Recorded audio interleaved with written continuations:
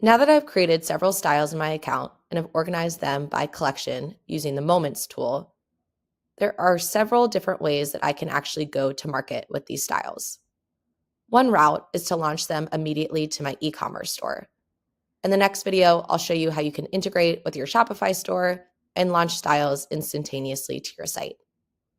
Alternatively, you can order these styles to photograph them and then use those photographs in the product images on your website.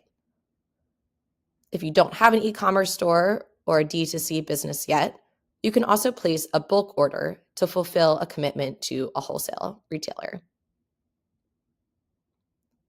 Maybe you just want to sell your styles right away at an in-person event or fill the racks at your brick and mortar store. All of that is possible using One. After creating styles in our system, you can immediately start generating revenue and value by launching these styles in various channels. First, we'll start with e-commerce.